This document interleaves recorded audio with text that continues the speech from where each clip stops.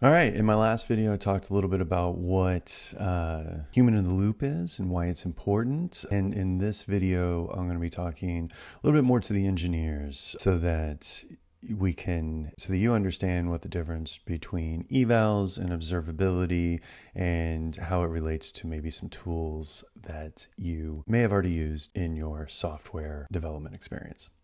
Because at the end of the day, you can't improve what you can't see. And when your AI agent gives you a weird answer, you got two choices, either guess or no.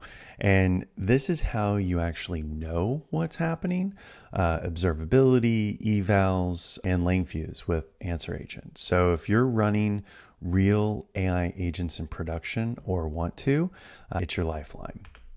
Because in a traditional software infrastructure, you have something called observability. These are the logs, the metrics, the traces.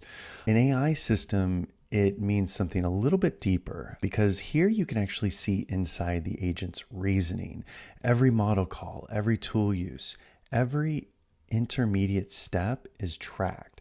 So without that visibility, you're kind of flying blind. Where Langfuse gives us that visibility is it's kind of like looking into the agent's brain almost.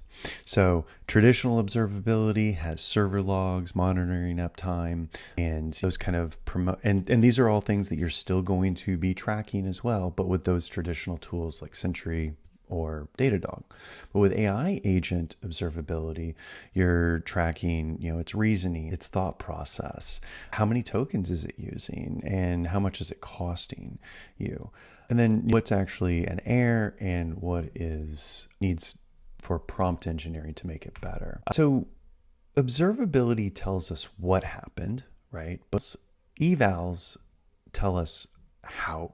Evals rate its quality, right? Evals are kind of like automated checks, whether they're evaluated by an AI or a human. They're essentially just grading the output or the job that the AI did. They answer questions like, hey, was this response grounded in real data or did you just make something up? Did it follow the proper format that I was asking or that I prefer it in? And at the end of the day, was it actually helpful or did it complete the task that I asked it to do? Without evals, you'll never know if you're improving. You're just changing things and kind of hoping for the best. And this is why it matters, because when an agent gives you a bad answer, you can't just what went wrong, right? You need to know why. So was it a product bug? Was it how the agent is configured? Did something fail? Did it not have an environment key?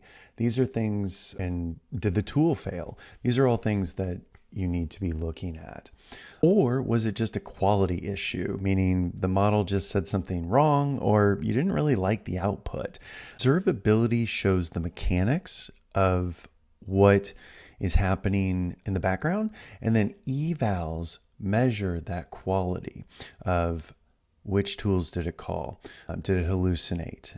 Did it have a poor reasoning chain? Together, they tell you if you're going to need a prompt engineer or a developer.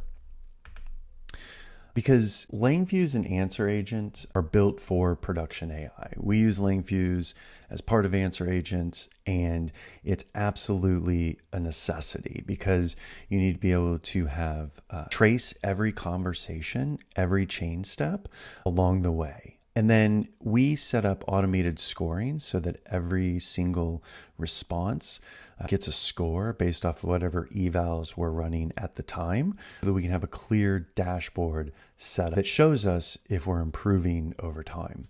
And then also too, if we have any human review that's needed, we can help connect for those small samples that we want to send for human review. And without this, your agent is kind of like a black box. You can't really debug it, you can't improve it, and you definitely can't scale it or trust it.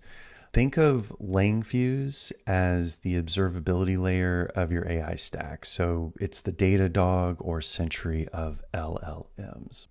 And it's open source. And once you have observability, you can kind of close that loop with evals, because at first it will collect real traces from real traffic or synthetic traffic that you send it. So for instance, you create a list of questions that says, hey, give me a bunch of questions that this agent should be able to answer, run it through there as an API job or as a bulk job, whatever way is going to get you that real traffic for your agent.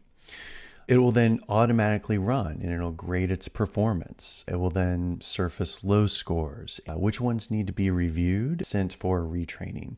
And you're going to be able to track your improvement over time. And this is how you move from just reactive debugging to true continuous improvement with AI agents. You stop asking what went wrong and start measuring how well things are going and improving. So if you're running agents in production, evals and observability aren't just nice to haves, they're literally your survival tools. And in the next video, I'm going to show you exactly how to debug an agent using Langfuse and Answer Agent, step by step from trace to root cause. If you haven't already, because once you see what your agents are actually doing, this changes everything.